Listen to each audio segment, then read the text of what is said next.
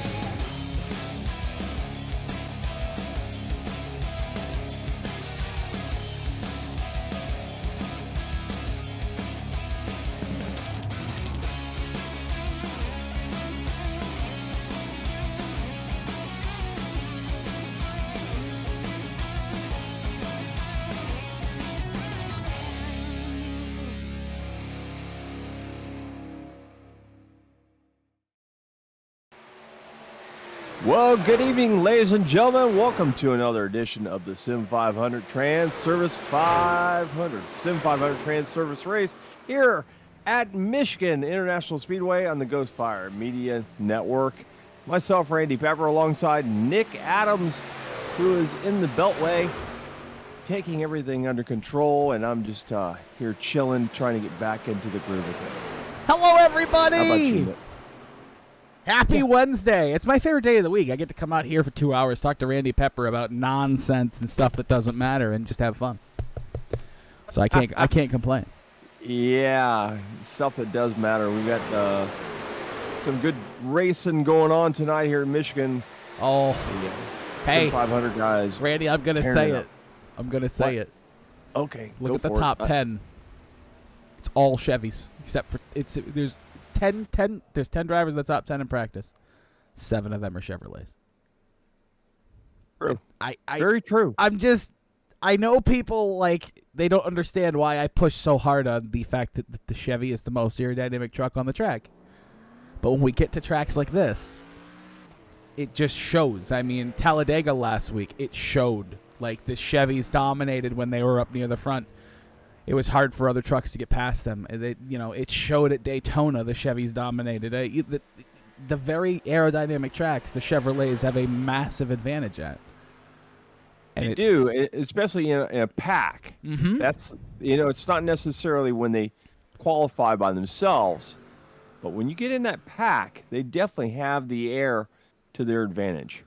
And it's fun to see. It's fun to see the differences between how these drivers have to drive to kind of combat that. Like the Toyota drivers have to make sure they get with those Chevys, and the Ford drivers kind of have to make sure they get with other Fords because they draft best with Fords. And this year, with this aerodynamics package that NASCAR has brought to the super speedways, and I call Michigan a super speedway pretty much. It's massive. I would agree. You bring minus having a restrictor plate. This is a super speedway. So the aerodynamic package they bring here to Michigan with these trucks is completely super speedway oriented. I mean, you're seeing speeds here at Michigan that you don't see at Daytona and Talladega. The trucks don't usually hit 180 miles an hour, 185 miles an hour anymore. They're just not meant to do that. But here at Michigan, they do. I mean, in the Cup Series, you see them do, 4 or 5 years ago, they were doing 210, 208 or whatever it was down the backstretch. Crazy, unbelievable speeds out of a stock car. And the speed that they're going to carry tonight is going to be unbelievable. And it's going to be really fun to see. I mean, we've seen in practice, I saw a couple guys in the draft hit like 188 in a truck. We don't see that anymore. These trucks aren't designed to do that by themselves. They don't do that at Talladega and Daytona. They used to 10 years ago. They don't anymore. This is going to be probably the best race of the season. Very well be, no doubt about it. Currently up on top of the leaderboard is Bentley Glazer in number 18. Qualifying right now at let's just Tyler Dalton just jumped to the point with a 39.94. Now that's what I was excited to see is the tightness of this field. We saw it in practice. Just looking at the timetables that we were looking at, the drivers, there's not much difference in speed between a lot of these guys. They're all really quick, and it's because again of the drafting factor of this track. In single file, right now I'm waiting to see the fast Toyotas get in the track, like Daniel Falkenham when he's in a Chevy. My apologies, Trey Eidson. Yeah. When Trey Eidson gets out there and one of the fast Toyotas in the field, Jimmy Coleman when he gets out there, one of the faster Toyotas. It's going to be interesting to see where these Toyotas kind of lay themselves when these guys start getting their really fast laps down. Not a lot of people have hit the lap as good as Tyler Dalton did. He's the only driver in the 39s. So that's going to be very interesting to see here as qualifying begins to wind down with just a minute and a half left. We look at Derek Myers now. It's going to be interesting to see as the time starts to go away here in qualifying on where these last couple of really quick Toyotas can get out there. We'll take a look at Trey Eidson here through 3 and 4. Down the front stretch here on his second and final lap of qualifying, currently sitting 20th. Crosses the start-finish line. He's going to jump to 4th, so he's almost 0.2 of a second slower than Tyler Dalton. Wow. That's insane. I don't know how in the world Tyler Dalton did that lap. That was crazy. I watched Daniel Falkingham go around the track. I noticed his line was a little lower than some of the other guys, and it did not help him as he wound up, what is that, 7th? Yeah, he's currently sitting 8th. This is his second lap, though. Daniel's always faster on that second lap. We'll see what he can do here when he crosses the start-finish line. Tommy Ryan, the defending series champion, who we really haven't talked much about this year, comes in second here in the early part of late stages of qualifying. Across the start-finish line, Daniel Falkingham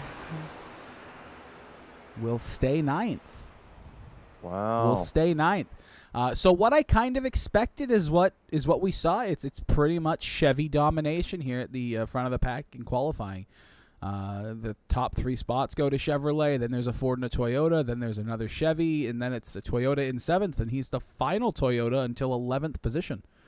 He's the final non-bow tie until 11th position. So I'm not going to say it's Chevy's race to lose here, but in these packs, it's going to be tough unless you get a really good restart or you're really good at saving tires here at Michigan, or it becomes a fuel race, which is possible, Randy. That's something we're going to talk about throughout the broadcast as well, is the history of Michigan International Raceway, is that here at MIS, 95% of these races don't end under caution. It's usually a long green flag run that turns into a fuel strategy race. Yeah. Absolutely. Dale Jr. broke his winless streak at Michigan by destroying everybody on fuel strategy. Jeff Gordon's won here at fuel strategy. Jimmy Johnson, Matt Kenseth, Denny Hamlin, you name it. These guys have won here on fuel strategy. Not many races at Michigan end under a green-white checkered. It's usually a fuel strategy, who's best at, feathering the throttle, saving enough fuel, not making the mistake on pit road during the race.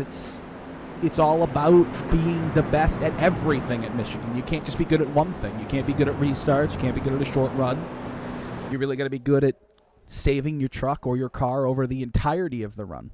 So 100 laps here tonight is going to be very difficult for these guys, I think, to save the amount of fuel they want to be able to save. Yeah, I agree. I totally agree on that. But speaking... Let's look at this. Let's go ahead and talk about the starting lineup. Yeah, why don't we talk about our pole sitter, the number 19 of Tyler Dalton. Won earlier this year back at Charlotte Motor Speedway, the longest race of the year for the Sim500 boys. Tyler Dalton takes home that win. That was race number 7 of the year back in May. He takes home the pole now tonight to improve on that. Tommy Ryan, last year's champion, starts second. Bentley Glazier in third, looking to break through. Hamish Gallagher in fourth. He also won earlier this year. Hamish Gallagher, he was our surprise winner back at Texas, the other fuel strategy race we've had this year. Trey Eidson in fifth, the winner at Daytona and the winner at Atlanta Motor Speedway in the spring. We'll see if he can get a win here at Michigan. He's won at 2 different types of racetracks. This would be the 3rd different type of racetrack if he's able to get the win here tonight. John Mustian Jr. starts in 6th. Scott Simley in 7th. Pedro Mojica in 8th. Daniel Falkingham, our 4-time winner this year, the driver with the most wins on the season. Las Vegas, Darlington, Worldwide Technology Raceway, and Nashville. Maybe tonight he can get a win at a 5th type of racetrack. Joey Katina starts back in 10th. He needs a good race here tonight. He's had his momentum start to come back to him, but he still doesn't have it where he wants to be. Back in 11th, going to be Ryan Howard. 12th, going to be Jimmy Coleman. We move on to 13th, going to be Mike Kelly. He needs a consistent run here, Randy. We're going to keep an eye on him, but we definitely know that for a fact. 14th, Doug Roth. 15th, Stoney Benfield. 16th, Brian Wertman. 17th, Glenn Campbell. 18th, Josh Parker. 19th, Mike Montesi. 20th, Richard Swaverly. 21st, Derek Myers. 22nd, Ron Holyfield. 23rd is going to be Kevin England. 24th, Jeff Ryan. 25th, Richard Beasley. 26th, going to be Charles Woods. 27th, John Higman Jr. 28th, Steve Herring. 29th, Doug Sigmund. 30th, Gerald Livingston. Randy, we've focused on a lot of guys this year, but we haven't talked a lot about Derek Myers in a while. Derek starts tonight back in 20th in that number 23.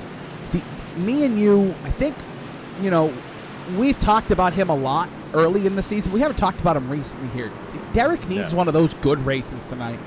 And I think maybe Michigan might be one of those tracks that kind of suits Derek Myers.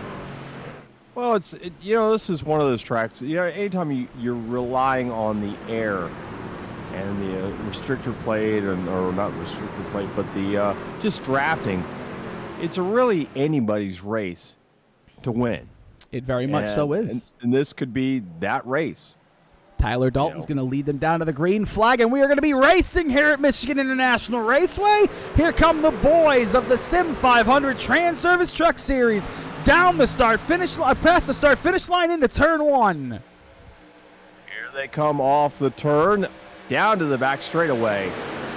2x2, some 3 wide. Actually, Daniel Falkingham back there is 3 wide in the back there, but our leader is our pole winner.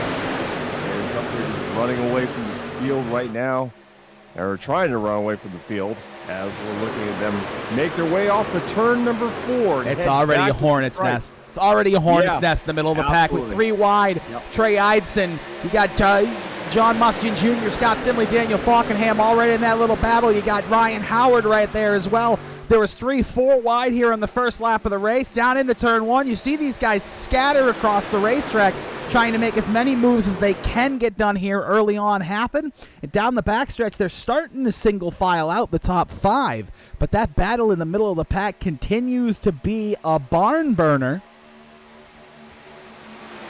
Yeah, they are scrambling for position right now. Many trucks are looking inside, outside, just looking anything they can get to move forward. And you see one truck jumps out of line there for third.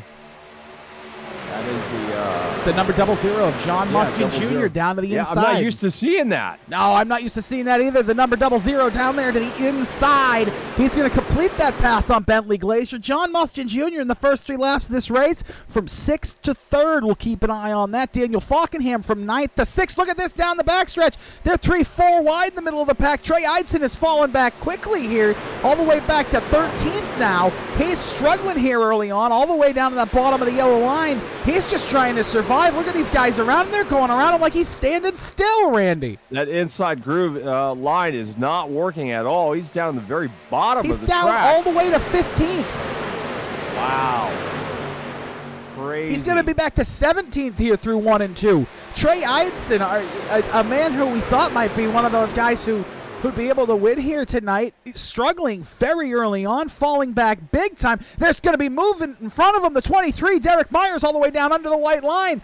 The 12 of Scott Simley, the 54 Jimmy Coleman. Everybody making moves to not hit each other. But there's a lot of action going on around this racetrack, Randy. You got to wonder, though, a little bit about this. Eidson may be falling back for a reason. He may see something that he doesn't like up there. He may say, I think I'm going to fall back a little bit and let these guys run this hornet's nest up here by themselves. I don't want to have any part of that because, this early on, you definitely don't want to be in any mess that could be happening because these guys are driving all over each other. Yeah, the top 6 are single file. The top 8 now single file through the backstretch into 3 and 4, as you see there.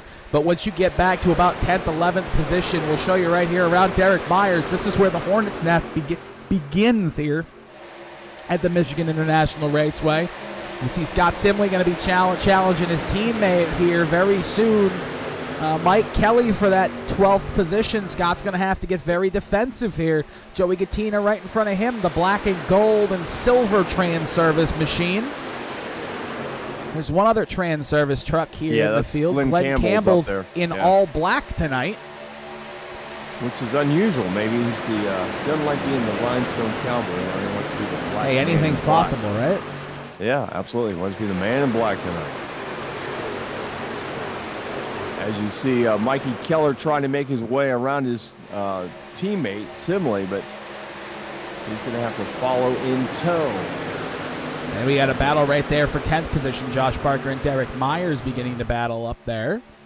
The top 5 has not changed in the last few laps. John Mustian Jr. was able to move himself in a second ahead of Tommy Ryan. He's just currently sitting behind Tyler Dalton, just trying to gain laps in. And now you see the field. This is what you kind of expect at Michigan. It's an accordion now. Down the backstretch into 3 and 4. You see the top 15, 16, 17, now 18 guys in a line. that's kind of what you expect here at the Michigan International Raceway. Other than those, couple of moves that'll happen throughout the pack, this is mostly what you expect early on in the race. Once these guys get settled in, they really single file out as Tommy Ryan gets a huge run off of 3 and 4. Going to use the draft to his advantage into 1 and 2. Going to use that third lane. Don't forget, folks, Michigan International Raceway, you can clearly see 5 lines. There are 7 lines around the Michigan International Raceway. People tend to think that the seams indicate a new line. When you go off into these corners, this track is wide enough for 7 NASCAR Camping World Truck Series vehicles to go side by side up against the wall to the yellow line. It's insane. It is the widest track. Room. It's the widest track in NASCAR. And I don't think that's going to change. It's the racing at Michigan has gotten so much better since they did this to this racetrack. Is it actually wider than Pocono? It's wider than Pocono. Pocono only can fit 6.5 trucks between the line and the wall at its widest point. At its widest point here, you can fit 7 trucks between each other. It's quite crazy. See the battle back there for 9th now. Ryan Howard trying to get to the inside of Derek Myers. I don't think he's going to get there this time. He's trying. He's looking. He gets there. He's there. He's there. Yeah, he's there. Ryan Howard to the inside of Pedro Mojica now, actually. It looks like he's going to pass Derek Myers down the front stretch. Has a little bit of help from Josh Parker, who had a very uncharacteristic qualifying session. Derek Myers, though, is moving through the field as well. He's up to that 3rd lane right there. You'd actually probably call that the 5th or 6th lane here at Michigan. And Derek side by side with Ryan Howard down the backstretch. He's going to get a good run, though, this time. We're going to go on board with the number 30, help 23. there, too, as well. The 23, you see him all over the back bumper. The 58 of Pedro Mojica. You hear off into 3 and 4. He's just going to send it. He's just going to send it. Try to get to that quarter panel. He's not going to get there. Look at how close they are, though. But he's going to give him a nice little bump draft down the front stretch. Nice moves by Derek Myers. And you see right behind him now we're on board with Ryan Howard in the 33. He sees Derek. He's just going to follow Derek right there. Try to make the moves he can on Derek. But it seems like in 1 and 2, Ryan's a little stronger than Derek, but in 3 and 4 on the entry, Derek's way stronger than Pedro. Yeah, there's a lot of ballsy moves being made tonight. Just trying to fit that truck in a smaller space than what you would think. But they're making it work, so it's all good. I wasn't familiar with that camera that you just showed there. I hadn't seen that one. This is this one? No, not that one. The one from way up high. Hold on. This one? We don't use this one very often. There's one higher. No, there was a bigger one than that. It was higher up than that. This one? There we go. Bingo. This right here, folks, shows you the massive size of Michigan International Raceway. It's unbelievable. Look at how big this track is. It's big. Really Derek big. Myers in the wall into 3 and 4. He tried to make a move to the outside of the 58. He just barely taps the wall, and he's going to lose 1, maybe 2, possibly 3 spots off of that. Michigan is all about aerodynamics. Doesn't look like the truck's that messed up. He maybe just got a small portion of the wall. Oh, we'll take a look. We can take a look at Derek as he passes by. We're not going to see as much as we thought we would there. Looks to be a little bit of damage, but not a lot. Not a whole lot on the 23 truck. Yeah, it shouldn't affect him at all. He should be fine. I'm sure once they do pit, he will definitely stop to maybe get that fender checked. Let's see. As we exit the corner, we should see this on the exit. Oh, look at Josh. Josh Parker all up that back bumper. There is actually no damage on the 23. The hood's a little bit lifted, just a little. I don't think it's enough, though, that it's going to damage that race car and its aerodynamic abilities throughout the night. But you see the 81 of Josh Parker. He's finally making that move to the inside of the 23. And he might be able to stick, but he probably is not going to be able to make that pass happen. And Randy, the reason I'm going to say he's probably not going to be able to is because he has a very large kryptonite on his outside right now. He has 2 Chevrolets hooked up. Yeah. Yep, that whole Chevrolet thing coming to foresight there. The 23 might be damaged. That damage might be bigger than I thought because he's not able to really hold him off. And now Joey Gattina to the inside. Joey's looking pretty hooked up tonight. Yeah, Joey is racy. Yeah. 14 Transervice truck. Right up in front of them, though, you see Ryan Howard. Truck. Ryan Howard just made a slide job on the exit of 2 to pass Tommy Ryan with a slide job to pass Ryan Howard and Pedro Mojica to get himself back up into 6th. And now the battle right in the middle of this front pack is starting to heat up. John Mustian Jr.'s falling back. He's got Hamish Gallagher to his inside. Bentley Glazier to 2nd. Daniel Falkenham, he's a name we say every week, currently sitting in 5th. He started back in 9th. The points leader, the only man in the series locked into the points currently. You see him looking in the middle there, thinking about being the meat in the middle there, but he thought better of it. That might have been a really smart thing to do. Bide your time. We got 16 laps. Oh, there's a lot of movement there on the exit of 2 there in the middle of the pack, Randy. That almost was bad. Trey Eidson, we just saw at the top of we just saw Trey Eidson back there at the top, moving up into 17th. He went from the bottom to the top in front of 3 or 4 trucks. There was a big gaggle of trucks in the back. They all got a little, it was a kerfuffle back there for a second. And on the exit of 4, Falkenham gives no room to the 00. He's going to get a big push, though, from Hamish Gallagher. Hamish is on fire here this evening. Tell you what, Eidson is, it looks like Eidson has actually lost the draft. So Trey's in no man's land. Trey is in the middle between that first pack and that second pack. You can see him. He's between the 44 of Greg Campbell and the number 1 of Ron Holyfield. And he's just in the perfect position where the guys behind him aren't going to get enough draft to come up to him, and he's not going to get enough draft to move up to the 44. So he's just going to have to use, on the exit of 2, on the exit of 4 there. Hamish Gallagher got a little loose, a little slowed down, and he's the Ford in a Chevrolet sandwich right now. They're going to be 3 wide and a 1. The 81 to the inside, Randy, all the way down to that bottom lane. And 81 is making some moves as well. We've got 3 wide in this pack here. Now we thought better of it. Now we're back to 2 wide. And that's changing every second here. It is. This pack here is definitely, these guys are racing. I mean, we're seeing guys 18 laps are just making moves like it's 5 to go. Oh, we got a spinner! We got a spinner! The 00 is around! John Mustian Jr. has gone around into the infield, and the caution is out, the first one of the evening. A single car spin in the middle of the pack. He was in 6th, Randy. In 6th, a single car spin in the middle of the pack. He had help. Oh, he did. No, he had help, but I'm just saying, a single car spin in the middle of the pack, and it's 1 car that gets involved. Oh, 1 car. He didn't collect anybody. He got it. So I don't know if it didn't start. Pedro? It didn't start by himself. I mean, it started by. Let me rephrase it. It started by himself. You can see him as he goes into 3. He's already sideways there. He's sideways, sideways, sideways. He has no grip. Sideways, sideways. And Mojica had nowhere to go. And that right there, he locks it down, makes the right decision, doesn't try to drive out of it. But that's what happened, Randy. He just didn't. Yeah, just got a little loose, and then there's nothing anyone else can do around him. Yeah, no, he was. We'll go on board him here, but you're gonna hear it as he enters 3. Back end's already stepping out. You can hear it. Yep. You can hear it. Even more.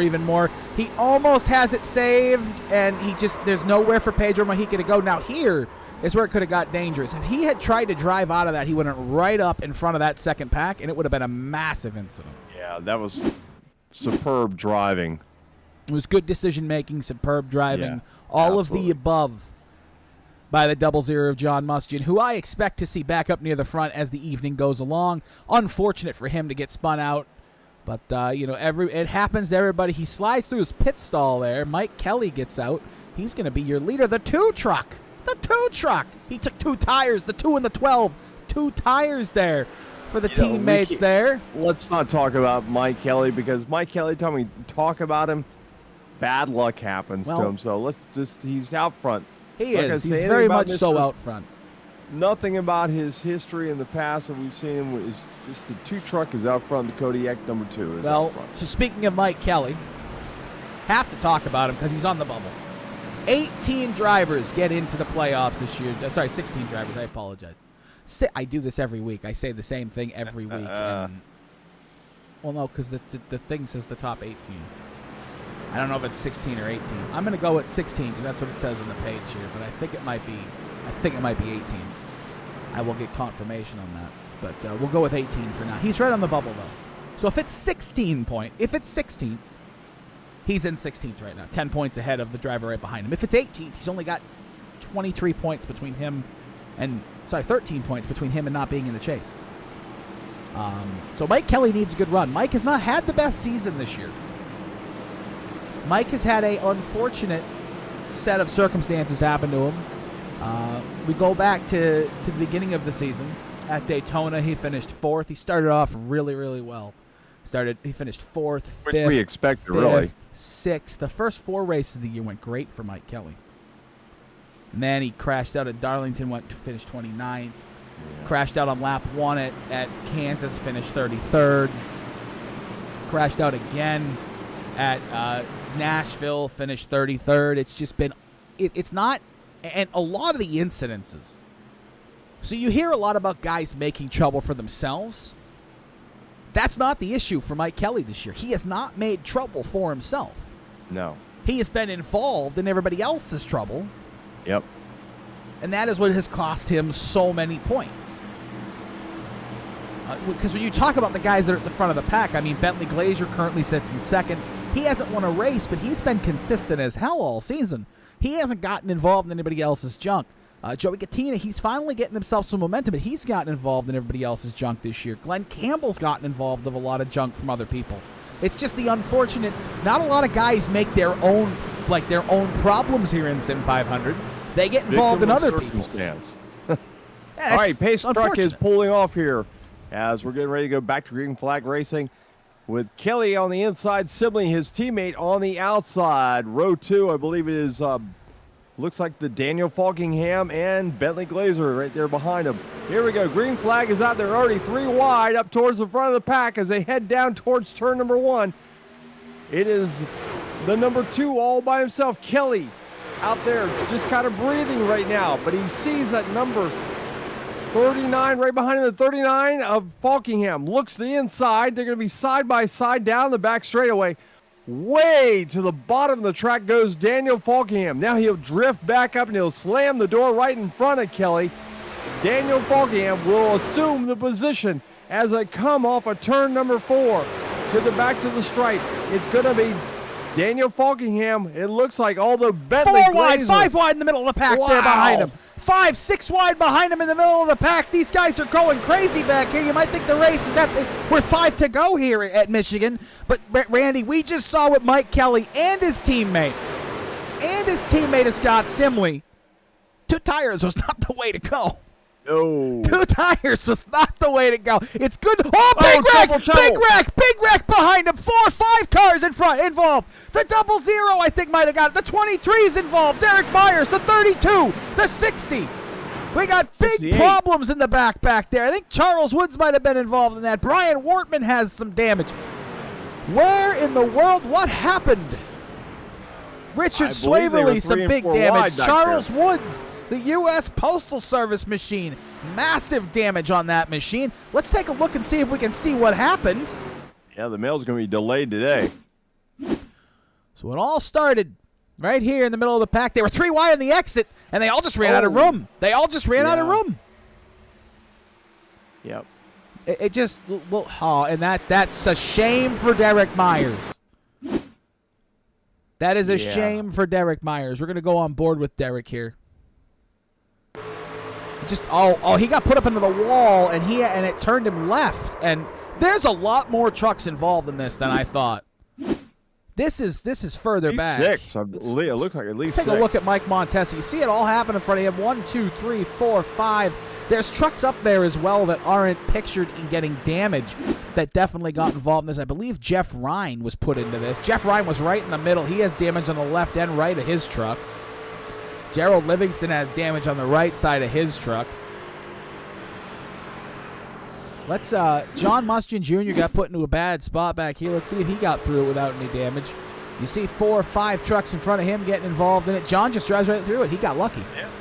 He definitely did. He got lucky. He'll take one more ride on board with Richard Swaverly here. You just see massive damage on the right side. Yeah. It just goes right around on him. It's just a shame. Big hit for the 60 as well of John Higman. What they say, Randy Pepper, cautions breed cautions. Yeah, absolutely. And I'll tell you what, we already have seen the 2 and the 12 duck down pit road. Oh, absolutely. They're going to go get those tires. They learned real quick. 2 tires, not the way to go here at Michigan. Yeah. It was Sometimes great for, it works. Points for Kelly to get the 5 bonus points, but that's it. But it didn't mean nothing.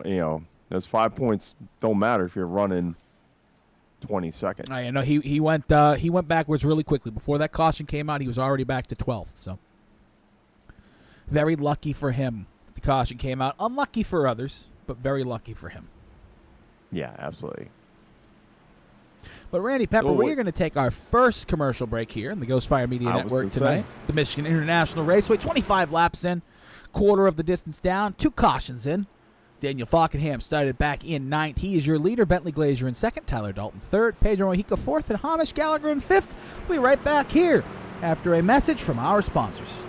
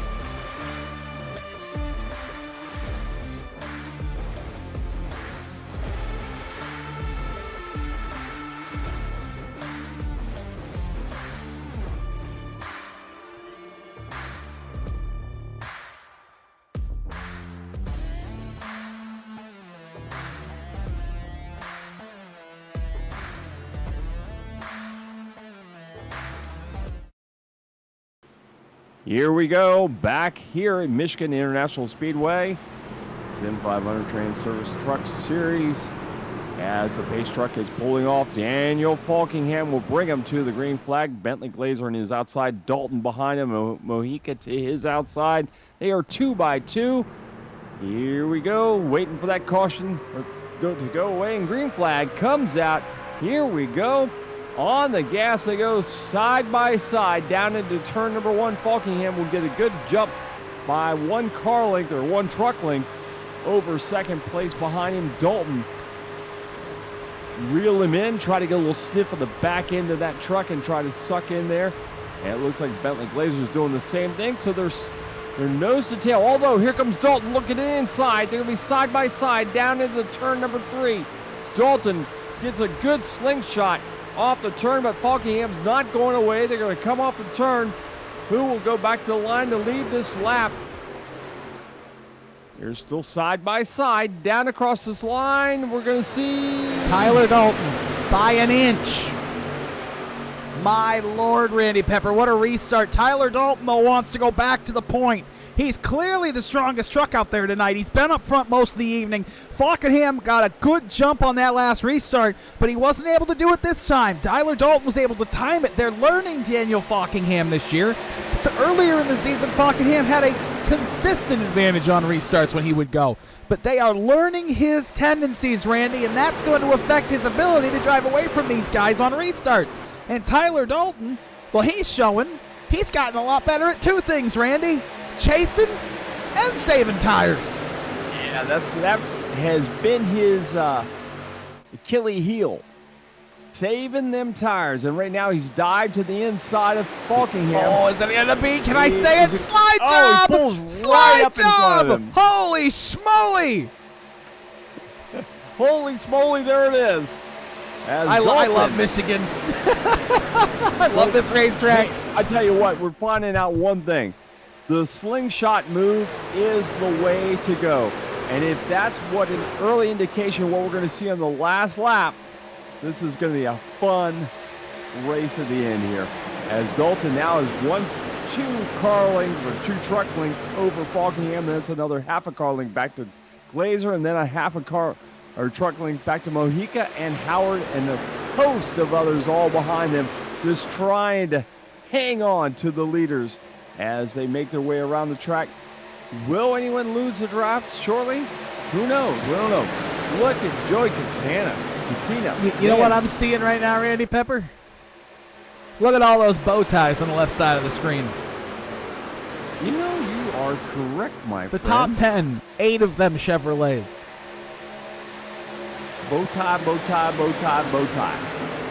It's absolutely crazy how much better those Chevys are in the draft at tracks like this. And just again tonight, it's being proven.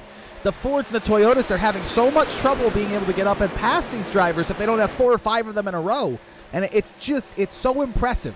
It's so impressive when you look at how high up in the field Hamish Gallagher is, where where Josh Parker is. When they have this big of a disadvantage in the draft, they're being able to keep themselves in the top 10, the top 15, and they're really driving through the field. It's just very impressive to see these 2 guys be able to do that. Well, when you got the right stuff, you got the right stuff. There's no doubt about it. As Joey Katina working there inside. Looks like Talladega. Happen. Yeah, it It does looks like look Atlanta this past Sunday right now. Oh boy, Atlanta. You know, let's talk about Atlanta a little bit. You know, I was there and I don't know, live and in person. And wow, look at this. Look at that! Look at this! These guys 2 by 2 by 2, 3 lines in a row, and they are just all nice and tight on each other. Hey, Randy, Tyler Dalton's driving away, by the way. He's the only driver so far that's been able to break away from the front of the pack. He's 0.4 of a second ahead of Daniel Falkenham right now. But you know, look at 3 wide down the front stretch. The 10, the tide ride all the way down to the white line. 3 wide behind them still. We see them driving like craziness, and you talk about Dalton pulling away. We've seen that in the past, and we talked about that is his Achilles heel. Let's hope he doesn't try to run away with this thing and lose it to Falkingham just because he did not save his stuff. But Randy, We'll let's touch on Atlanta Motor Speedway really quick. Yeah. 2 races down now at Atlanta Motor Speedway with the Cup Series. Mm-hmm. Normally I give it 3 or 4 or 5 to see a trend at a new racetrack. I will say one thing about New Atlanta Motor Speedway. I don't like it. Why is that? I don't like that it's a super speedway all of a sudden. Well, let me talk to you about that. Myself and Pat Patterson were talking about this, and Pat made a great point. If you watch the Xfinity race on Saturday, it was 2 distinct tracks.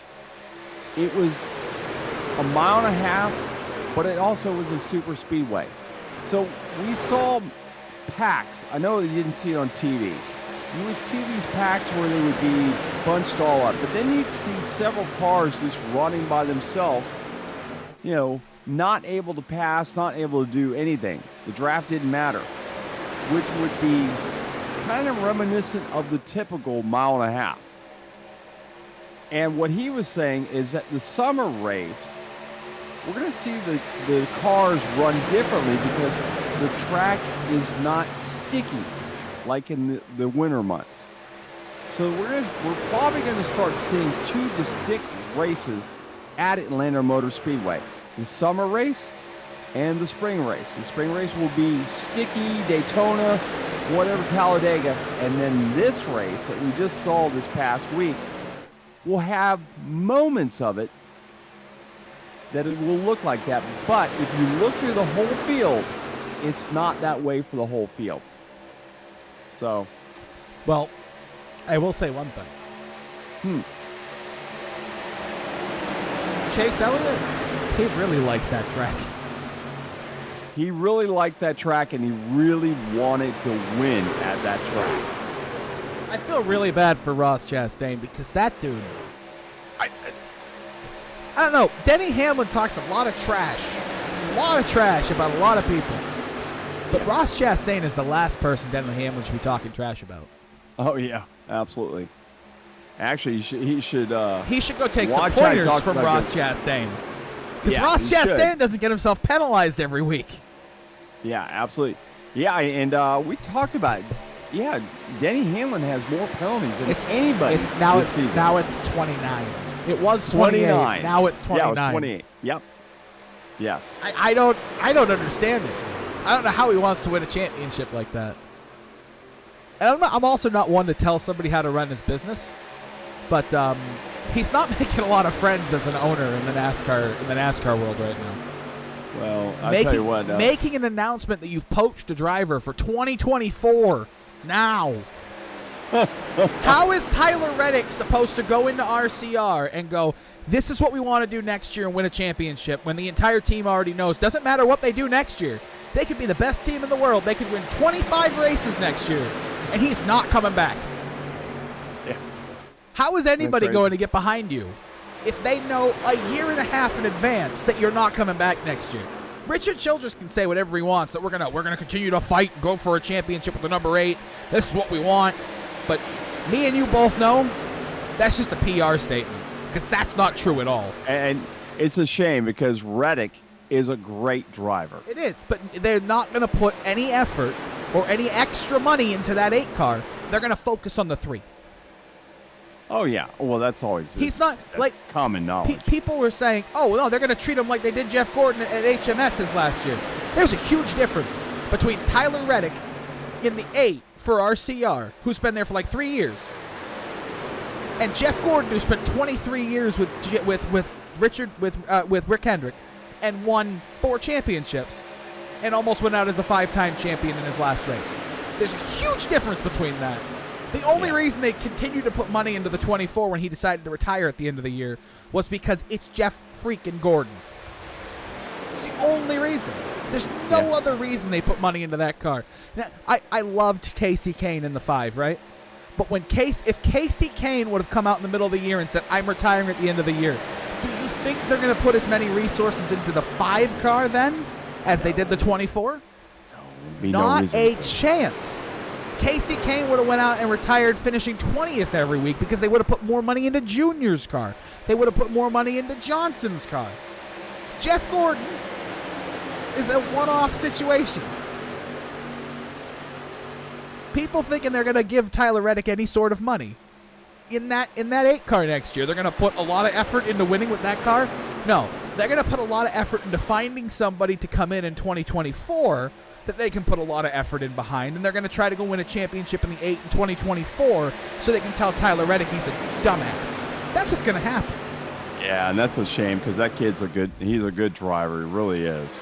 I don't know who told him it was a good idea to announce that in the middle of 2022, but maybe wait until 2023.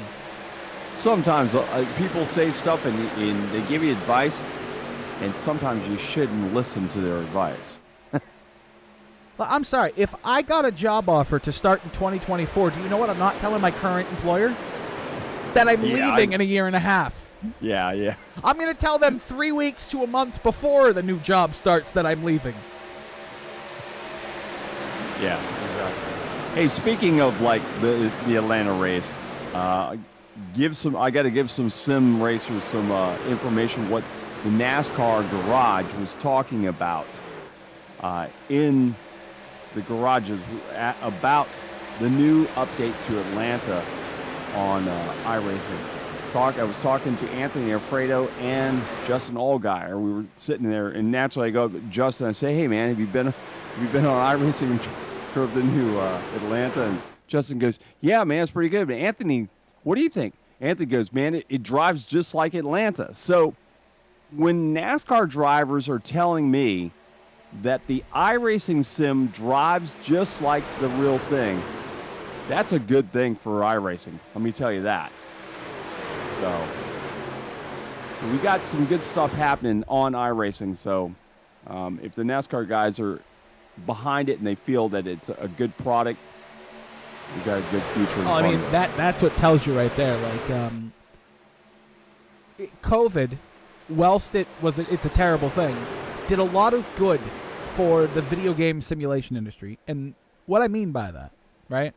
When the world came to a halt and none of us were able to do anything, and we started watching sports athletes do simulations of what they normally do, and you saw the NASCAR guys jump on iRacing, and they had the eNASCAR League, the Pro Invitation Series. Right. And then you had the IndyCar guys do the IndyCar Series, the IndyCar Invitational Series. And then you had the Formula One guys go and get on Codemasters game and play Formula One 2019 and 2020 and go, this car doesn't drive anything like our actual car. And then a year later, they overhauled the entire handling of all the cars in the F1 games.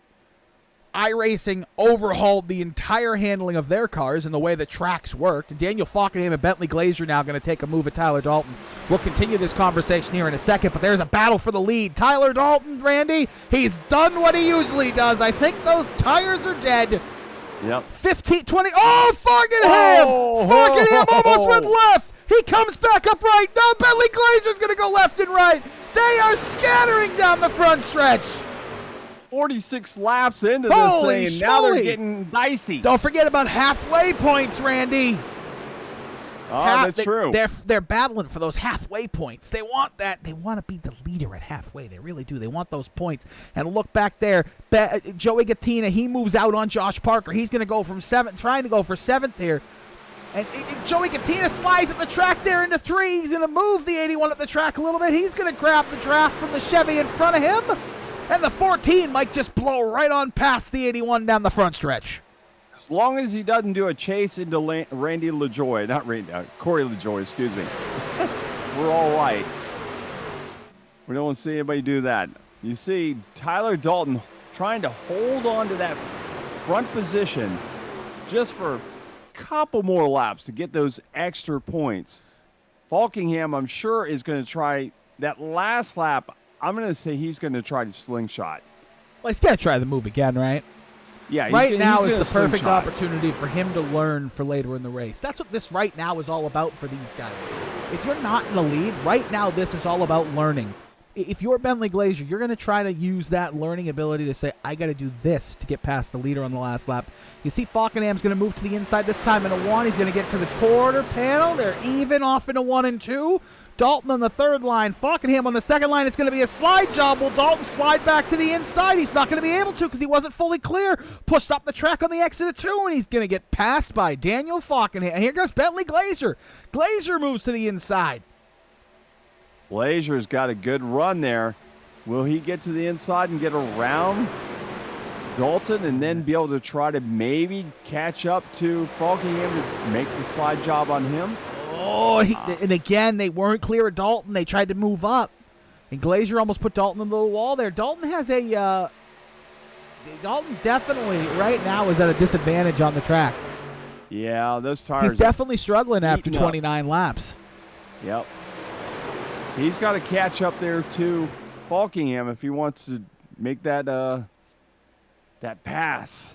But Bentley Glazier has fallen back. He's now lost a spot to Pedro Mojica. Bentley Glazier is at the bottom with no help, and nobody's jumping behind him to draft. And that... No man's land for the 18. And now he's going to slide up in front of the defending series champion, Tommy Ryan. Maybe? No, Ryan Howard's there now on the outside. And number 50 goes to Daniel Falkingham. Tyler Dalton, he's right there. Tyler Dalton's going to, think about making that move. But again, everybody gets a little crazy around the halfway point. They chill back out, get a little bit of calm again, and they start thinking about the fuel strategy now. Now is the time when you start thinking about the fuel. Got to think about something, and Bentley Glazier's falling. Yeah, Bentley's back to no friends at all. He doesn't. Nobody's come with him. He's got the defending series champion on his outside. Tommy Ryan right there. And let's touch on defending series champions. Trey Eidson, a 2-time series champion, the 2019-2020 series champion. The most wins in the history of the Sim500 Wednesday Night Premier Series. Currently sitting on, hold on, let me tell you the exact number of wins because I have all of that information because I am good at my job, I think. It's a lot. 24, right? 24? Yeah, 24 wins for Trey Eidson all time. 22nd on the racetrack. He's not having a good night. No, and it's surprising, to say the least, because he's totally lost the draft. Randy, you want to know why? This is why I think he's not having a good night. I'm going to say it. The Toyota. He's driving a Toyota. He's driving a Toyota. Listen, it's nothing against Toyotas. I don't hate that they're in NASCAR. I don't hate that Ford's in NASCAR. I love all of them. My favorite manufacturer is Ford. I drive the F-150 when I race. I drive the Mustang when I race. But I know in these, I'm at a disadvantage. That Chevy is so dang good at super speedways and mile and a halves. It's unbelievable. It's pretty obvious. You look at the front of the truck. Are we going back down this route? I already caught flack for this before. Are we going back down this route? You just look at the front of the truck. It's the headlights. I'm gonna say it 1-5. It's the headlights. It's the fact that the headlights sit in next to the grill, a little bit behind them, but in a perfect position to be aerodynamic. That's why. It's the headlights. Well, you had a 2-week degree in aerodynamics. It was 2 weeks in a month. Thank you. 2 weeks in 1 month. Okay. But no, it really is the headlights. I mean, if you look at the headlights, it's not very noticeable on Daniel Falkenham's truck because of the black that's on the headlights. But if you look at Tyler Dalt, you can see just how much of that headlight. It's a split headlight. So it has that little, and the headlight sits behind. So where it splits, the headlight then sits in and behind the split. Unlike on the Ford, where it sits, there's a split, but the headlight sits even with the split. And on the Toyota, the headlight sits behind the grille for unknown, ridiculous reasons. I think we've had this conversation before about it, though. Well, we know why it's that way. It's because they're trying to make it look as much as they can as the truck you buy at the dealership. Well, that's a production issue. Whoever at Toyota, Toyota, if you're listening, you have designed some of the prettiest, nicest, fastest aerodynamic machines in the history of automobiles. Look at the Supra. Not even the current Supra, the classic Supra. Probably one of the most amazing looking vehicles of all time. The original Celica. Who the hell designed the Tundra? And why is he not fired? It's ugly. It's not aerodynamic, it's ugly, and it's the worst truck on the market. Unfortunately, I think it was an American who designed that. Well, fire him. Somebody up there in Kentucky designed that. Fire him. Send him packing. Or tell him to go over and visit the Chevys and look at the front of a Chevy and understand why it just looks better. Anyway, I'm upsetting myself. I'm upsetting myself. You're getting all upset. It's just annoying. It's Toyota saw that Ford Raptor and said, "Man, that is a cool looking truck." And then they designed the ugliest thing look, Ford ever designed. Well, that's I got. If you look at the Tundra and you look at the Raptor, there's some similarities there. So here's an unpopular opinion, but it's a correct opinion, so I don't care. The Ford F-150 Raptor is the ugliest vehicle designed by Ford or any of its subsidiaries since the Ford Mustang Mach 2. Oh boy, the nice little e-car. No, not the Mach E. This is Okay. the 70s version of the Mustang. Oh, okay, you're talking the about that. early 70s version of the Mustang. Gen 2 Mustang. The Raptor is the ugliest thing designed by Ford or its subsidiaries since that. And No, that but thing that was I- disgusting. I have to think the early 80, 81 Mustang version. They also had that Capri. Remember the Mercury Capri was the same car. You know what uh, looks better than the F-150 Raptor? A What's that? 1992 Crown Victoria. I would rather drive a Ford Pinto than a Ford F-150 Raptor. And I'm a Ford guy, and I would rather drive a Pinto. That should tell you all you need to know. Oh, It's boy. disgusting. The front end is I don't need to know. It doesn't need to. It doesn't say Ford, okay? It doesn't go, hey, I'm driving a Ford. It says, I'm driving a Ford! Tyler Dalton comes down here into the pits. He's going to be the first guy. His tires are gone. Did he slow down enough? I don't know if he did. I think he made it. Yeah, I think he made it. Keep an eye on him. So that's 40 laps to go to the end. I was And that- thinking about 40 to 43 It's gonna laps. if that's not a fuel pit, if that's a tire pit stop. I think it's tires. I wonder if 40 laps is enough fuel.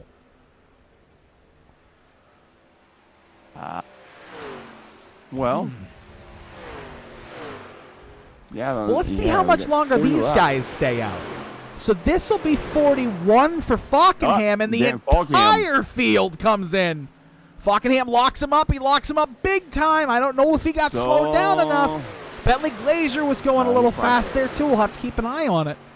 So is this tires or is it fuel? It could be both.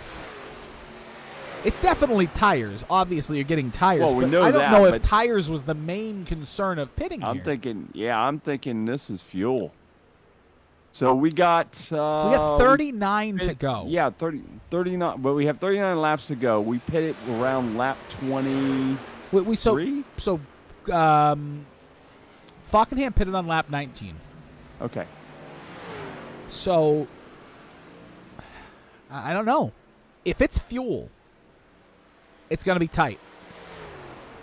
If 40 laps is about where you can go on fuel, it's going to be tight. Yeah. Really tight. How many laps did they go at Michigan the last time the trucks were here? It was 100 last time.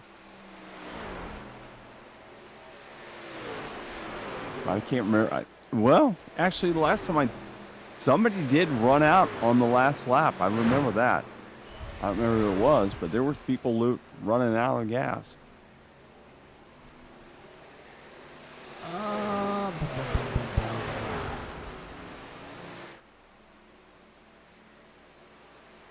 Parker is out front by himself now, but he has yet to pit. So we'll see once everyone pits, will Daniel Falkenham assume the position? I am assuming he will.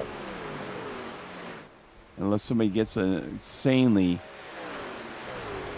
great pit stop, but that would require somebody taking two tires, and I think everybody saw that Kelly and Simley didn't do very well with two tires, so I don't think that's going to happen again. So Parker leads. There's Parker, Beasley, Simley, Coleman, Kelly, Herring, actually Kelly, Ignan. Let's switch around. Coleman, Kelly, Ingman, Herring, Tony Bettenfield, Mustin, and then running 10th right now is Daniel Falkenham. All right, so Josh Parker is at 40 laps now, and he pitted on lap 24. So let's see. It's coming in now. So 40 laps. 40 Well, laps. you have to, 40 laps. You have to say one thing. hey, at least a Toyota did lead something. 40 laps is about the spot. We're gonna give this a second to catch up here. So, Randy, we'll finish our conversation we were having about the simulation world and COVID. Yes.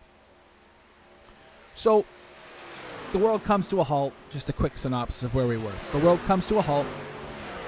NASCAR drivers start doing the NASCAR Invitational. IndyCar drivers do the IndyCar Invitational. Formula One guys hop on F1 2019 and F1 2020 and play with the biggest F1 YouTubers, the Formula One esports professionals. They go have fun with the games. NASCAR guys go back to iRacing and say, here's the issue with the cars. IndyCar guys go back to iRacing and say, here's the issue with the cars. iRacing fixes the issues with both the cars. All of the cars that they complain about. Formula One guys go to Codemasters and say, here's the issue with the Formula One cars. And completely rewrite the game. So NASCAR and iRacing, the only thing that any of the drivers really complained about was the way the cars drove and the way some of the tracks handled. Formula One guys complained about the ERS was incorrectly being utilized in F1 games. DRS wasn't being properly utilized. Battery charge rates were too quick. The handling of the cars, some of the tracks were scanned incorrectly. It didn't feel like a Formula One car. Traction control when you put it on full was not how a Formula One car acted on full. It's not how a Formula One car drove. When you turn the traction control and the assists off, it's definitely not how an F1 car drove. It drove more like it did when medium traction control was on in the game. So, like, all of the things, here's where I'm going with this. All of the things that COVID brought a stop to and ruined, and all of the people that we lost, is a damn shame and a tragedy, and it could have been avoided if our world just did better. But the changes that it has brought to sim racing, for us as fans and as drivers, because me and you both do this. Dramatic, yeah. It's night and day. Oh, yeah, absolutely. It's not like this. iRacing might look the same that it did 4 years ago. But there's nothing about iRacing that's the same anymore. It's completely different than it was when the world shut down. Yeah. And it proves your point. When I'm sitting in the garages talking to these NASCAR drivers about iRacing, I mean, Justin was getting ready to go out and run his Xfinity race.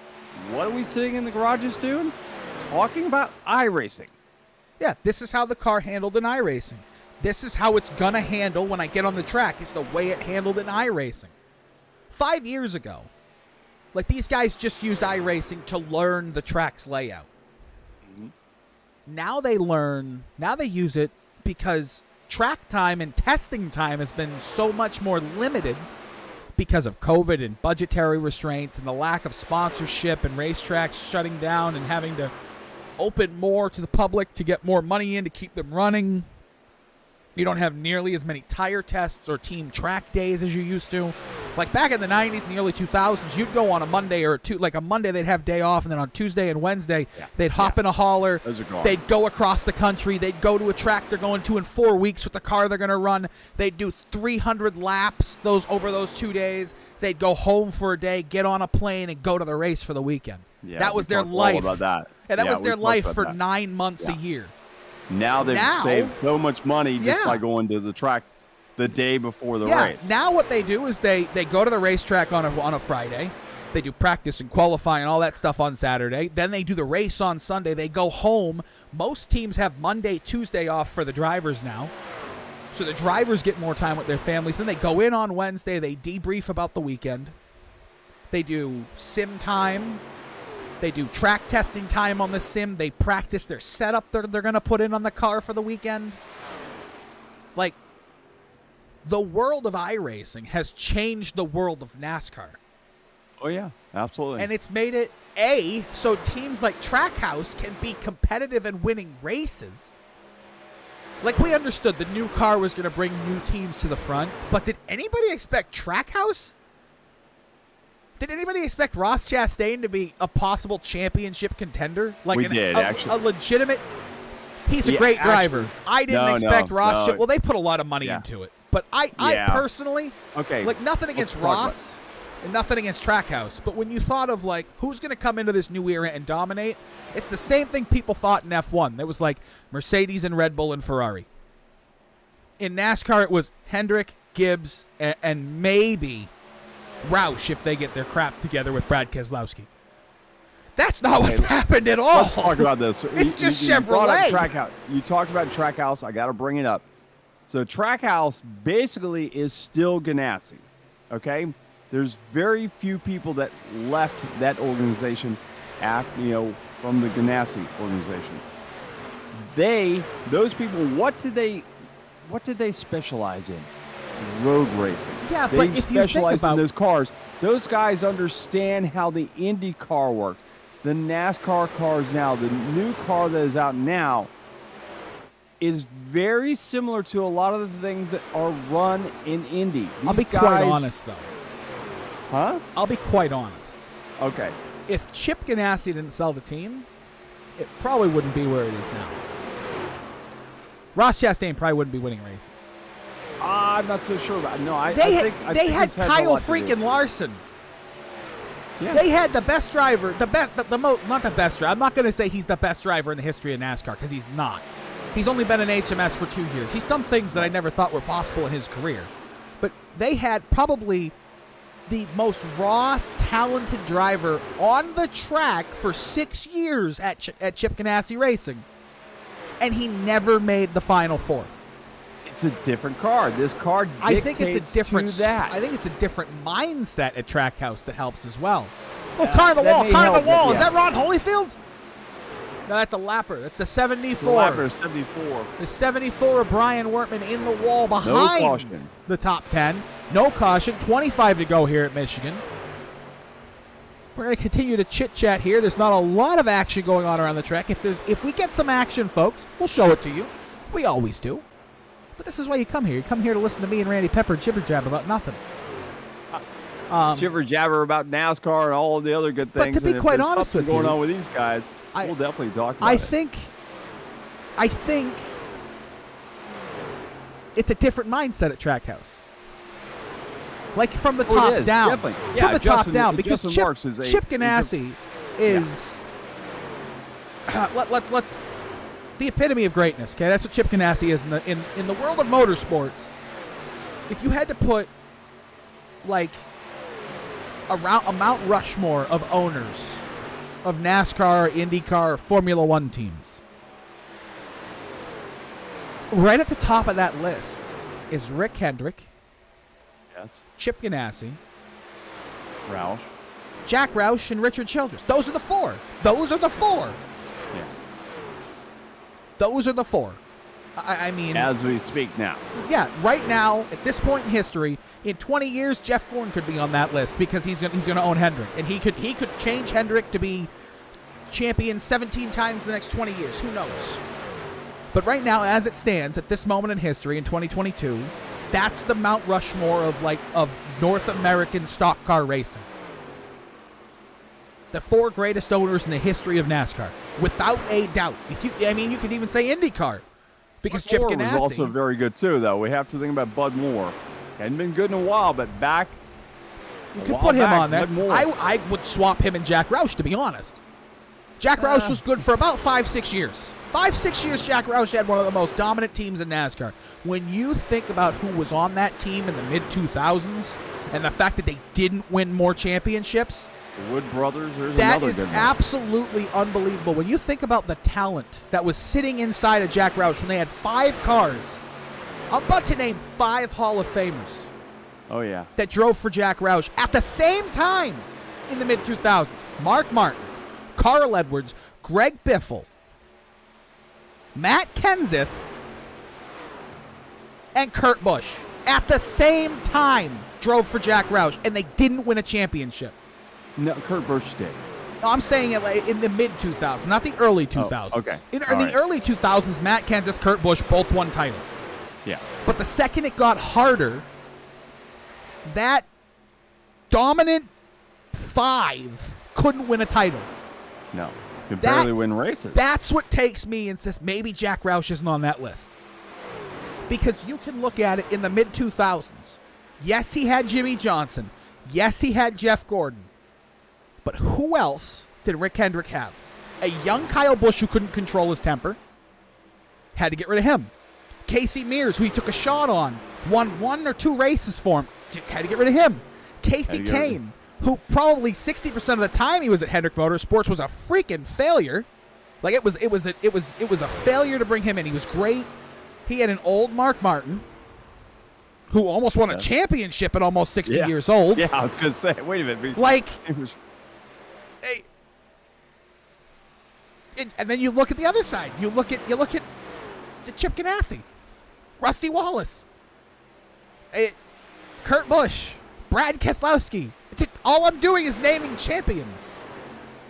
When you talk about those two guys, you talk about Richard Childress. Kevin Harvick, he didn't win a championship with Richard Childress, but hell, he won championships in many races.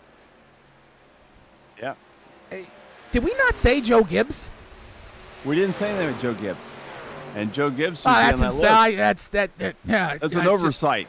Bobby Labonte, Tony Stewart, Kyle Busch, Denny Hamlin, Carl Edwards, Martin Truex. I mean, the list. And we missed the one that started it all. Oh, Dale freaking Jarrett, who almost won the first Daytona 500 the team was in. Yeah, absolutely. I don't know. It's so hard to make that list of 4, but obviously Rick Hendrick, Chip Ganassi are on there. Yeah. And then it's like a really tight battle between 5 other owners who gets in there as number 3 and 4. If Dale Earnhardt was still alive today, he'd probably be on that list. Because Dale would have done. I agree. He would have done insane things with DEI, like the things Junior could have done, the things that Michael Waltrip would have done with the backing of Dale Earnhardt. Because Michael was winning races because of who his owner was. Yeah. Michael wasn't winning races because Michael was the most talented guy in the world. He was winning races because Dale Earnhardt knew how to put a good team around a mediocre driver. Unpopular opinion, because I'm one of the biggest Dale Jr. fans in the history of Dale Jr. Dale Jr. won so many races at DEI because they put the best equipment with him. Hey, we need to look at what we got look going at Ryan on Howard. Ryan Howard. Where did he come from?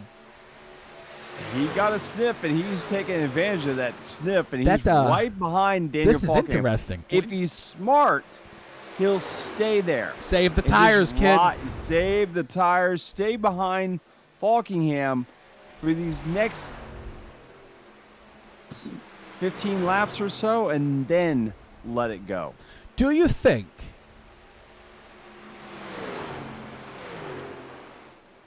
Do I think we need to go to commercial? No.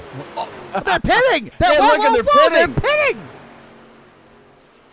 They couldn't make it on fuel, obviously. Wow. I didn't see that coming. I didn't either. Ryan Howard must have got the message in his ear from his crew chief. Do whatever the 39 does. Oh, absolutely. The 39 slid through his box. Falkenham slid through his box. Falkenham slid through the box. A rare mistake on pit road for Falkenham. That's going to cost him 4 or 5 seconds. Wow. Look at this. Howard's going to beat him off pit road. Oh my goodness. Daniel Falkenham, the mistakes that he doesn't make, he just made one here at Michigan. He did. But it may have not been that bad of a mistake. I don't think Ryan had the cleanest entry either. Yeah. He lost about a second to Ryan. I don't think Ryan had the cleanest entry. Falkenham quickly recovered from it. But at the same time, man, that's uncharacteristic from Falkenham. That just means that Ryan Howard was partially in his head. Howard was really, really there. Yeah, and then, I don't know if you've seen that movie that's out right now with Adam Sandler that's on Netflix. Talk about getting in somebody's head. That movie talks all about it. Could we see somebody steal this race? Don't forget Josh Parker, Jimmy Coleman, Scott Simley, Pedro Mojica, Richard Beasley, all pitted 4 laps later than the leaders that just pitted. They can make it on fuel. They went 40 laps before. Yeah. They got 30 seconds between them and Falkenham and Howard. At some point, these tires are going to even out, and it's not going to matter that you have brand new tires. Because it's only about a second and a half. They still need 15 laps to catch them. And there's only 15 laps to go. Yeah. And the tires even out after about 10 laps. Josh Parker, Jimmy Coleman, Scott Simley, those guys, one of them could steal this race. And that would be amazing if they did. It's Michigan. Amazing. It's Michigan, baby. That's what happens. The unexpected happens at Michigan. Could you imagine Falkingham ended up 11th on this thing? I don't think he will. I think he'll probably end up in the top 5 because a lot of these guys don't need to pit. And it's interesting because you've seen the split now of who decided to pit. Because if you didn't pit already, you're not pitting. You're just not. If you didn't come in when they did, you're not pitting. It's not happening. If you're on the top 7, you have 24 seconds minimum over Ryan Howard and Daniel Falkingham. Pedro Mojica, Scott Simley, Jimmy Coleman, that, I think, is where the battle for the win is going to come from. 13 laps, and these two that we're looking at right now are going to battle hard for that. They're going to battle hard at the end. And they're going to battle hard sooner rather than later, trying to get ahead of one another. And they're going to slow each other up and wear down those tires. But we know that Pedro and Daniel Falkingham are teammates. So they're talking to each other. I don't know if pitting was a smart idea. 12 laps to go. To get to the lead, they'd both have to gain over 2.5 seconds a lap. That's not going to happen here. That's not going to happen. I think Josh Parker thinks the same thing I do. Because Josh Parker's just put his foot down.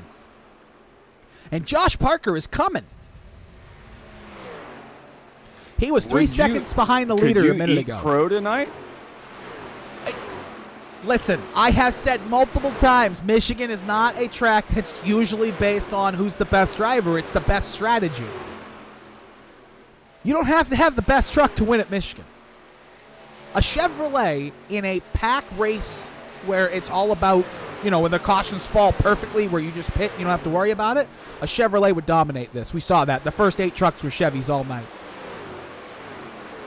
But the Toyotas could be driven by guys who are a little bit more gutsy and are willing to stay out. But don't forget, Pedro Mojica still is in the lead, and he can make it on fuel. Simley's actually catching him, though. Simley is it, but it's not about catching somebody at Michigan. It's about passing them and driving away. Because if you don't drive away at Michigan, with the way the draft is now, play a little bit of AC/DC in the last lap. Slingshot engaged, my friend. Here comes Ricky Bobby. Simley is catching him. You're not wrong, though. Simley is definitely catching that number 58 Chevrolet. But Falkenham and Howard are effectively out of this race. That's amazing. This is going to be one of those decisions, unless a caution comes out in the last 10 laps, which historically at Michigan does not happen. We haven't had the last caution yet. So normally, if I look at my little track facts about Michigan, the final caution in the Camping World Truck Series normally comes out with 17 laps or more to go at Michigan. We're at 9 laps to go. Now, there are anomalies in there, obviously. So anything can happen, right? Any given day, anybody can win. That's just how it works. Any given Sunday, they say in the NFL, right, Randy? Any given Sunday. Yeah, absolutely. Well, any given Wednesday, anybody can come out here and win. It's a fixed setup league with Daniel Falkingham. What about him? Hold on. They just blinked out. Okay, we're good. They'll be back. There they are. Oh yeah, they did. Howard Yeah, and the whole server went down. That wasn't even us. That was the whole entire server. There he is. Yeah, they're effectively out of this race. So with 8 to go, this is just the whole thing's changed. The whole thing has changed. I mean, 19 seconds between Howard and Holyfield. So Ryan Howard made a decision to pit with Fockingham, right? Made the decision, do whatever Daniel does. That could effectively cost him the race. A lot of drivers in the history of NASCAR have made the decision, do what the guy in front of me does. And that's cost some guys championships. This is going to cost him a win, I think.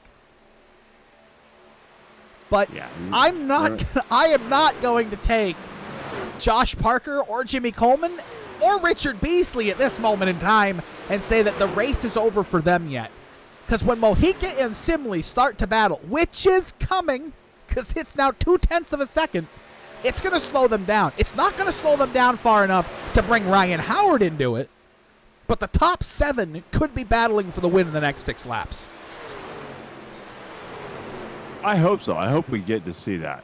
I think this is going to be a 3-4 wide finish. This is going to be intense. Look at the 4 behind him. Now, if you were in a seat right now, Randy, right?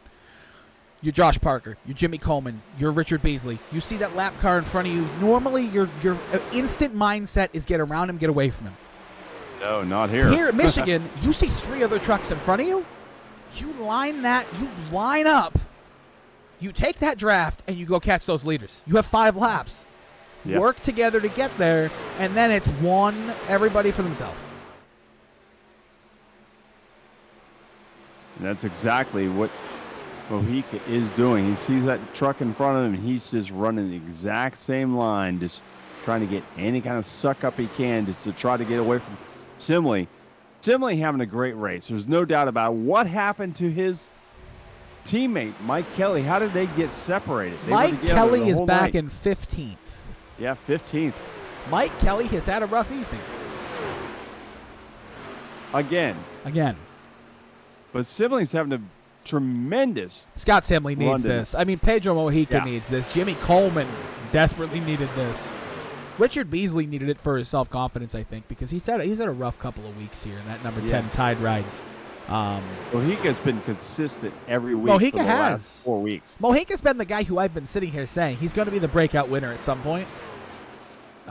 He's going to have to work for it tonight. 100% going to have to work for it because there's 4 laps to go. He's got about a second and a half on Josh Parker and Jimmy Coleman. And I think that Scott Simley's going to get there. Scott Simley is running well. Oh, Pedro Mojica cannot make it on fuel. Oh, he cannot make it on fuel. Randy, 4 laps to go. Scott Simley takes over. He pitted on lap 64. He had 2 more laps of fuel than Pedro Mojica. Did he do enough saving? Wow, this is going to be It's Michigan. Incredible. What did I tell you? Yeah, I absolutely. said it at the start of the broadcast. Yeah. It's going to be a fuel mileage race. 3 laps to go. Coming to get 2 to go. Has Scott Simley saved enough? Now, these guys need to be smart, right? If you're Josh Parker, you're Richard Beasley, you're Jimmy Coleman, you guys have 15 seconds on Ryan Howard. You have 7 seconds on Hamish Gallagher. Hamish Gallagher has been running 42.5-second lap times, knowing how much time he has between him and Ryan Howard, saving enough fuel to get to the end. If these 3 guys, and Hamish Gallagher won at Texas based on fuel strategy. If these 4 guys in front of him run out, Hamish Gallagher is going to take home his 2nd win based on fuel strategy. This is getting intense. Now Josh Parker. Scott Simley's in super conserve mode. He's losing a ton of time to Josh Parker. They're coming out of turn 4, Randy. The white flag is out at Michigan. Now it's just put your pedal to the floor and get to the end. Who has enough fuel to make it around the 2-mile racetrack here at Michigan? Is it 2 miles? 2 miles. That's it's 2 it. miles, right? 2 miles. It's 2 miles. 2 2 miles miles flat.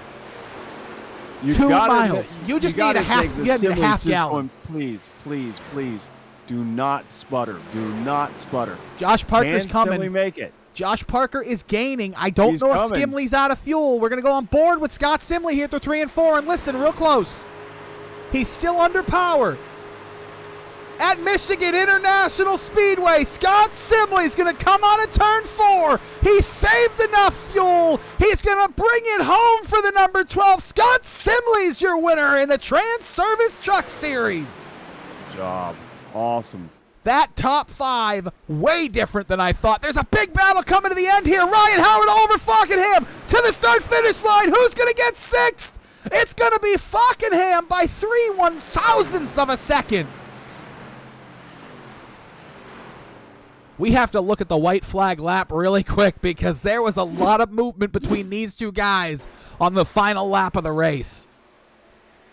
So this is coming to the white flag. This is going into 3 and 4 with 1.5 laps to go. Ryan Howard gets a little loose, slides up the track.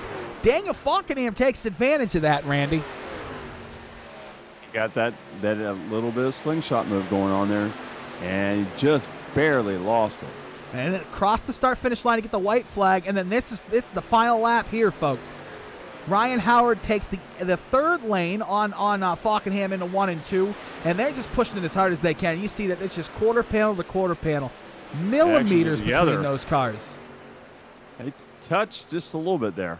And then into 3 and 4, Falkenham just sends it. He has to send it. Ryan Howard's just praying it sticks, and Falkenham gets the slide job just barely done. He's going to get a nudge here from the 33, and then across the start-finish line. Look at how close this is across the start-finish line. Barely. A great way to end a fantastic night, folks, here on the Ghostfire Media Network, the Sim500 Transervice Truck Series. And look, oh God, how much do you think that wrench on the hood costs? I don't know, but I do know a Toyota won tonight. Hey, a Toyota didn't just win. A Toyota finished in the first 3 positions. Yeah, look at that. Okay, well they're not the fastest cars. We can already agree on that. The only reason they're the most fuel efficient. They're the most fuel efficient. Can we go with that? We're gonna go with that. Okay, we'll go with that. We're gonna go with that. 3rd place. I'm never gonna hear the end of this. Son of a bitch. Jimmy Coleman. Why? Jimmy Coleman finishes 3rd here tonight. Michigan International Raceway, the number 54 Toyota Tundra.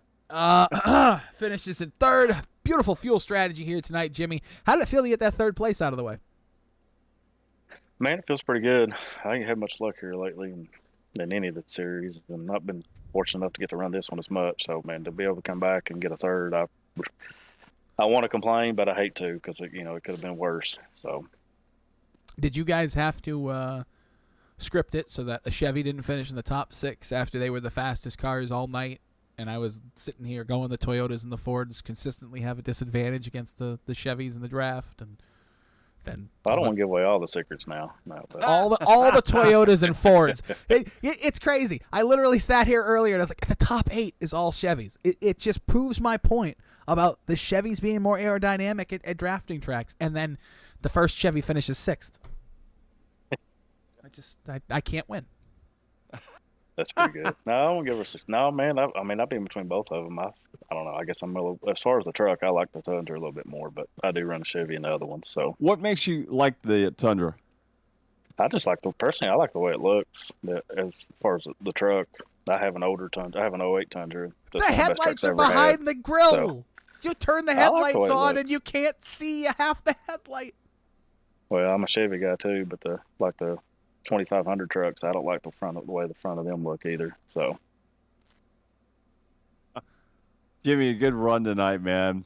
I know it's not the most powerful moving of the races we've had, but hey, it's a 3rd place. So you got it any way you can get it. Yeah, that's true, man. And all these guys, it's when you get top 3 in this league, and then it means a lot. So I'm trying to get that win barrier. Hopefully here pretty soon I get it. I keep making little strides, so hopefully here soon I'll be able to get over that hump. Yeah, you want to thank anybody?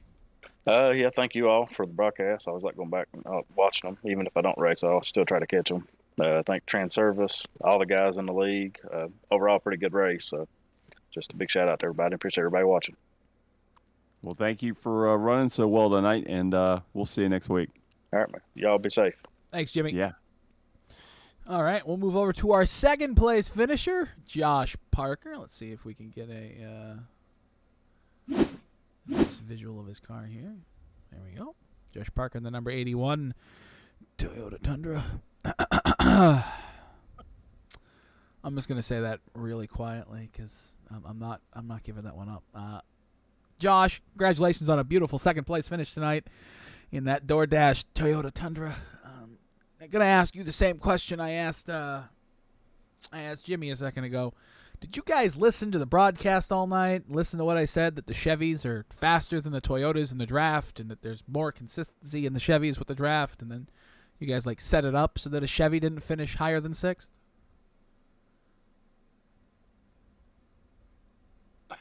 He's not even I don't there. think he's there. He's off. All right. Never know. Well, Josh, congratulations on a second place finish. You send you back down. Have a great night, Josh. Send you back down to your team. Okay. This is what happens when you do broadcasts live. Broadcasts live. All right. And now we'll bring up Scott Simley in the number 12 Toyota Tundra, who won here tonight. Beautiful win for the $7 million machine, because it's got Snap-on on the front, so it obviously has to cost more than everything else out there. And it's a Toyota, so it proves my point wrong again. But congratulations on your win tonight, Scott. How did it feel out there? Hey, thanks, Nick. Yeah, it felt good. That second caution came out, or when the caution came out, we thought, just get off sequence, and we didn't take tires, knowing it's a kind of a gamble, but we were actually hoping it would go a little bit longer on the run, but we only got, 3 laps in on green. So, but then it looked like it was in on a window. So then we took our fresher tires and then topped off on fuel, which obviously worked out. We're able to just make it. So, yeah, it's good to get a win. We'll take it. So what happened? Oh, sorry. Wait, let me ask him something. So you and Mike were working together the whole first half of the race. How did you guys get separated? We got separated. I think we were on Joey. It was Joey was ahead of him, Joey was pushing Mike, I think, and Mike got loose, and he got some damage scraping the wall. So he had some damage, so that just slowed him down. Otherwise, he would have been right up there too, I think. How's it feel to get a win? Feels awesome. I drive the number 12 too, so I always like seeing the 12 in victory lane. So, right on. What's the 12? Who inspired you to run the 12? Oh, I don't know. I actually didn't really pick it as like a dedicated number I really like, but it was kind of open in the series, and I took it. It's the only time the 12 has ever won on the Ghostfire Media Network, because the other series we cover, Randy Pepper drives the 12. It usually finishes in the back. Yeah. Hey, I finished third once. You and Larry Patrick will never let anybody forget you finished third once. I finished twice, actually. Listen, I want to Talladega, okay? Oh, anyway, that's true. Anyhow, Scott, let us in on the secret here, okay? Did you, the other 2 Toyota drivers who finished second and third, and the guys who finished fourth and fifth in the Fords, listen to the broadcast whilst it was happening, or... Negative. No? Are you sure? Because you guys proved me wrong tonight, and I'm not happy about it. Crow. The Toyotas and the Fords, and you'll probably agree with me, have a distinct disadvantage aerodynamic-wise against the Chevys when it comes to anything that has to do with the draft. Not like a huge disadvantage, just distinct enough to be able to notice. At most points tonight, the Chevys were a majority of the top 10. And they led a majority of the laps until we started to get into fuel strategy, which I will say, I did say, Michigan is always a fuel strategy track. Doesn't matter if you have the fastest truck, but still. But did you guys get into a meeting before the race and say, we know how Nick Adams thinks about Toyotas and Fords and their disadvantage in the draft, and we need to make sure that he's wrong? Because it feels like that. I wish I could have thought of that. I feel personally attacked. I feel like I'm being targeted.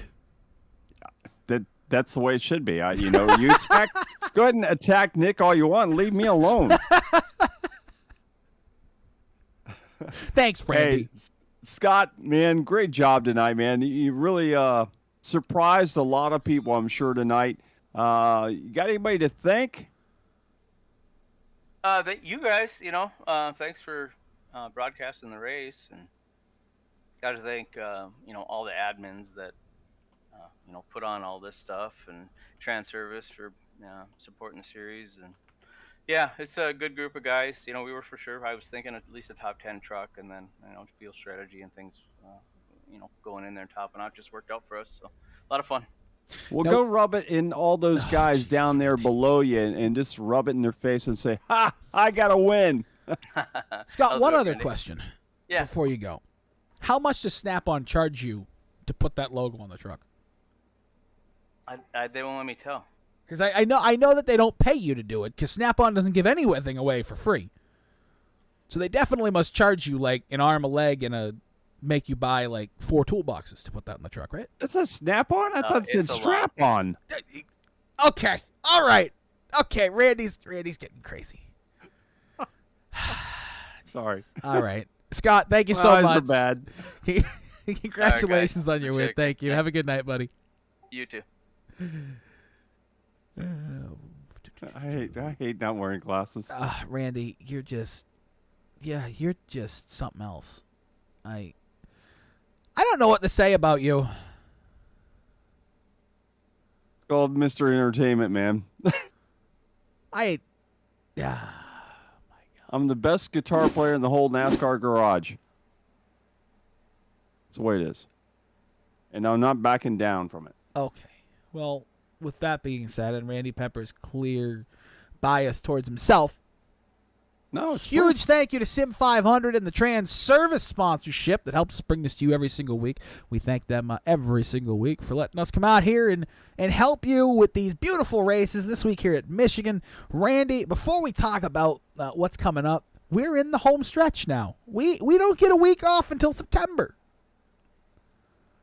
Michigan, Dover, Iowa, the Milwaukee Mile, Atlanta, Sonoma, Daytona, then Pocono. Then we get a week off, and then we're straight out until November, where we end the season at Phoenix on November the 2nd. Randy, we are in the time.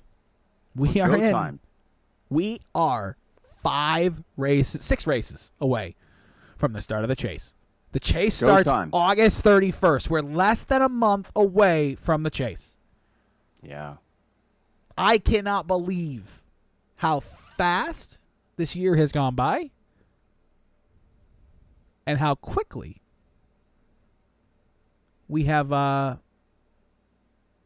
able to do this. I'm just excited, though, for the remainder of the year, It's going to be great. Oh, absolutely. This is going to be fun. It's been fun so far. We've got a lot of good racing. And a lot of surprises. Tonight was a total surprise. It was. It's his third career win for Scott Simley, but the first one of the year. So it's very nice to see. But now I got to talk about how wrong I was.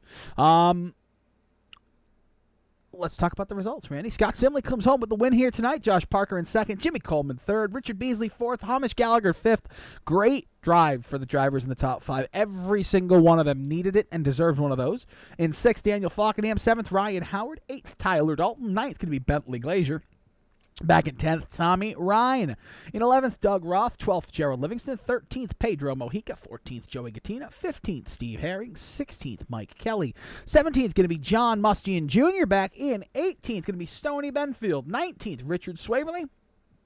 20th, Brian Wortman. 21st, Glenn Campbell. 22nd, Kevin England. 23rd, Ron Holyfield. 24th, Trey Eidson. 25th, Doug Sigmund. 26th, Charles Woods. 27th, Jeff Ryan. And 28th, going to be Mike Montesi. 29th, Derek Myers. And rounding out the field in 30th, it's going to be John Higman Jr. Yeah, it's tough to see that Derek Myers all the way down 78 laps down after starting off the race in a really good position. So, well, that's going to wrap it up for us tonight on the Ghostfire Media Network. We hope you've enjoyed the broadcast tonight. If you did, please give us a thumbs up and let us know. And if you agree with Nick Adams about the Toyotas, let him know, because I don't really care. But anyways, Thanks, from the rest of the folks in all the Ghost Fire Media networks, we want you to watch all the broadcasts. So watch us. We got Monday night, Fuel Series, and then we got Sunday night. We've also have AOLL Racing, and I believe every now and then we'll see some of the races on Thursday as well. So, anyways, we are out of here tonight. Thanks for watching. We'll see you next week from the Ghost Fire Media Network. I'm Randy Pepper. That is Nick Adams, and so long from the Sunshine State.